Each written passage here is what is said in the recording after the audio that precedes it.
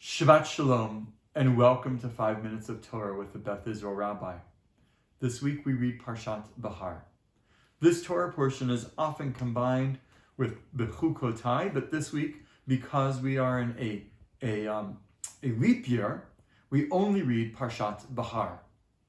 In this week's Parsha, we are commanded to fulfill the laws of Shemitah and the Yovel.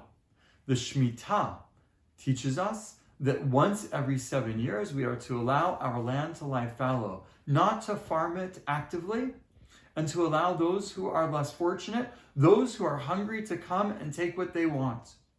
We are only allowed to eat that which is grown by itself without tending to our land. And the Yovel, or the Jubilee, happens once every 50 years. And for the Yovel, for the Jubilee, everyone who has a debt has that debt forgiven. Land returns to its original owner, and indentured servants or slaves are set free.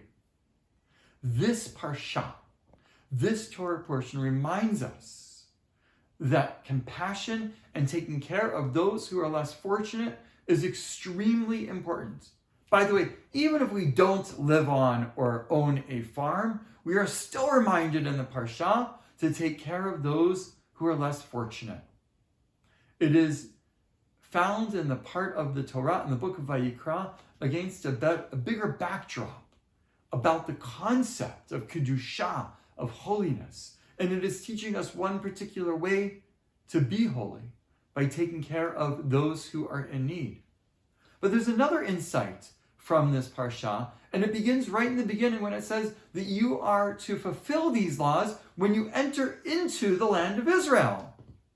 And from there, from the fact that these laws of Shemitah and Yovel come into effect once we have finished wandering in the desert for 40 years, after we were freed from slavery in Egypt, it is a reminder of our connection to the land of Israel, because these laws only apply, according to the rabbis, in the land of Israel.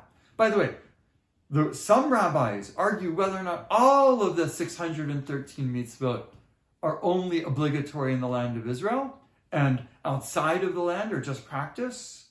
But most would agree that actually all of the mitzvot, with a few exceptions, like the Yovel and the Shemitah, are obligatory wherever you are in the world. But Yovel and Shemitah specifically are for the land of Israel.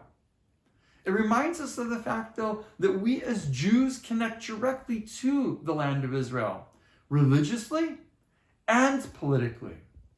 And even though we were exiled from Israel after the destruction of the Second Temple by the Romans in 68, we never forgot about our connection to the land. We always dreamed of returning home.